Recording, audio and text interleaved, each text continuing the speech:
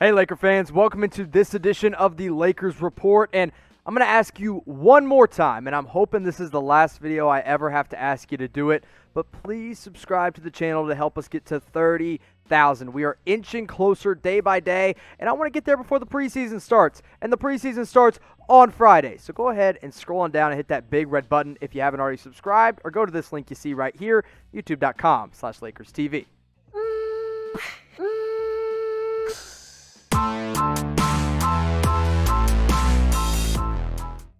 The Laker legend himself, Pau Gasol, is looking for an NBA return, and he says his top destination is, in fact, the purple and gold and being back with the Los Angeles Lakers.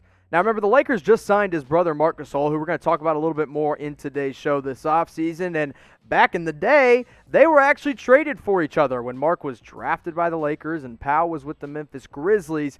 And the one thing about this story, it's a very feel-good story, but the interest level on the Lakers side of things is a bit unclear. And when we're talking about Pau Gasol, who was last with the Portland Trail Blazers, but last actually played for the Milwaukee Bucks in just 3 games. Before that was the Spurs, remember the Bulls, and of course the Lakers as well. Pau Gasol is 40 years old, guys. So let's be realistic with ourselves. A guy who's 40 years old, he's coming off of 2 different surgeries, and he wants to come in and not just be on the team, he wants to compete and play right away. It's a great story. I get it. I know y'all love Pau Gasol, and all Laker fans should. But at the end of the day, it's just not realistic. You're not going to take away a roster spot for a young guy, potentially like a Talen Horton-Tucker, for a 40-year-old Pau Gasol who isn't even cleared to play 5-on-5 basketball as of right now. It's not a great look. And so I'm personally out on the idea at this point. I love Pau. He's a great player. He was a great player, but there's really no room for him in today's NBA. So bring back Pau Gasol. Personally, I say no. But if you disagree with me, let me know in the comments section whether or not you want to bring back Pau Gasol. And here's what I'm going to do. I'm going to make this question the pinned comment on today's video. So all you have to do is scroll on down and respond and let me know. Do you want Pau Gasol back in the purple and gold? Now let's talk about his brother Marc Gasol, who has reportedly been very, very interesting to watch in training camp and is already off to a hot start with his brand new team. Now, I have always expected Pau Gasol to come in and be the day one starter. I think it makes the most sense as he has started over 98% of the games that he's played in his career between his time with the Grizzlies, the Raptors, and now moving on to the Los Angeles Lakers. But he's earning high praise from multiple people in practice. And before I get into that bit of high praise, let me know who you guys think should start. Should it be Marc Gasol, or do you actually want Montrez to be the starting center on night 1? If you want Montrezl Harrell, type MH. If you want Marc Gasol, type MG. I personally would type my MG for Marc Gasol, and I think Kentavious Caldwell-Pope would agree with me. And here's what KCP has said on Marc Gasol in practice. He's been great. He's just been playing how he plays, bringing that talent to the organization, and I think he fits perfectly. He's basically doing the same as JaVale and Dwight, but a little more. He can shoot the ball in the mid-range. He's very efficient there, and set screens and rolls. That helps us pick and pop. Right now, he's been amazing. And listen, we all love, all the Laker fans love what JaVale and Dwight Howard did for them this past year and got them all the way to the NBA Finals and helped them do it. But if we're being honest with ourselves, neither of these guys played similarly or even really close to the same game as Marc Gasol did, who's more of that pick-and-pop center and more of a burly big man down low, whereas JaVale and Dwight Howard were those lob threat kind of guys. Now, Marc Gasol, he can catch a lob every once in a while, but for the most part, you're going to want him to pick and pop. He can shoot the 3-ball way better than JaVale or Dwight ever could, despite what you might have seen in warm-ups from Dwight Howard. Marc Gasol is the real deal, and I think he's going to help this team quite a bit and be an upgrade over that center spot over JaVale and Dwight Howard.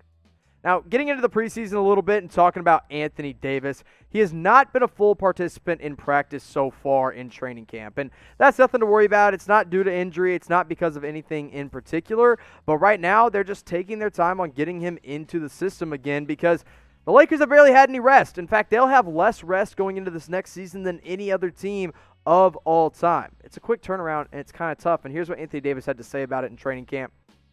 He said, I don't want to rush into anything. We've seen, unfortunately, how football went with no preseason, a shorter season, and a lot of injuries happen. You don't want that same thing, so I'm going to build up the right way.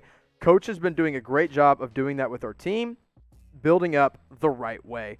And I think that's important for this Laker team to kind of take their time going into preseason. And let's face it, with 4 preseason games, it's not that important that 2 top 5 players in the NBA knock some rust off. They're not going to have that much rust to knock off anyway. But let me know something. I want to ask you guys this question before I talk more about the preseason. How many games are you going to watch? Because the Lakers play in 4. Will you watch none of them? Or are you going to say, no, we'll wait till the regular season? Are you going to watch at least 1, maybe 2, 3? Or are you going to watch all 4? Let me know in the comments section.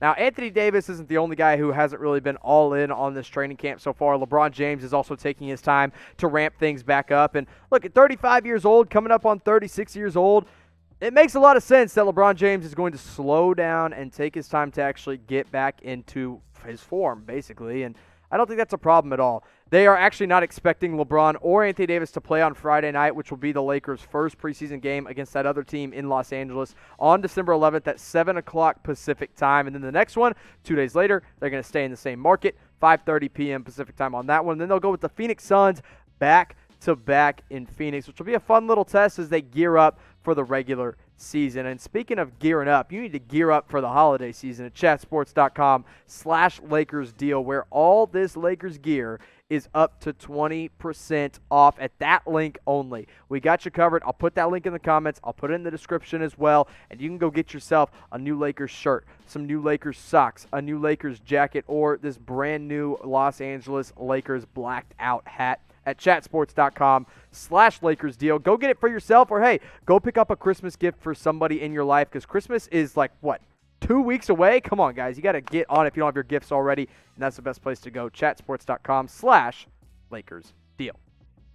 Let's talk about one more Laker, one of the younger Lakers, and that's Talen Horton-Tucker. Yeah, that's kind of a mouthful sometimes, but with training camp here and honestly 2 guys sitting out a little bit of training camp in Anthony Davis and LeBron James, the second-year player has gotten a lot of time to really prove himself to Frank Vogel and the rest of the Lakers staff.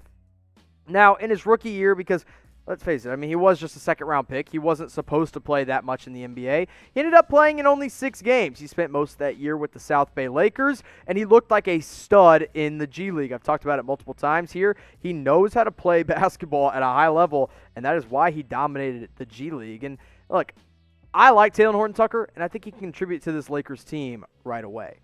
Now, we're going to talk more about Talen Horton-Tucker here in just a minute, but before I get even more into that, I want to make sure that you guys are following me on Twitter at Jimmy_Crowther. If you want to talk more Lakers basketball, if you want to talk NBA basketball in general, that's the best place to find me. I try to respond to everybody who sends me a DM. Sometimes I might miss you and might get lost in all the mess, but hey, send me a DM, tweet at me, follow me, whatever you want to do. As the season's right around the corner, I'll be talking a little bit more about your Los Angeles Lakers at Jimmy_Crowther.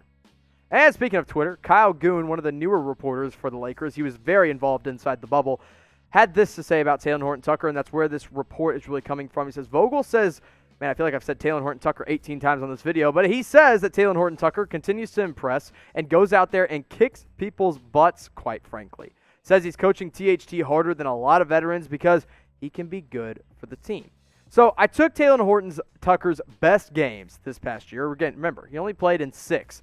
And there were only 4 of those in which he played more than 5 minutes.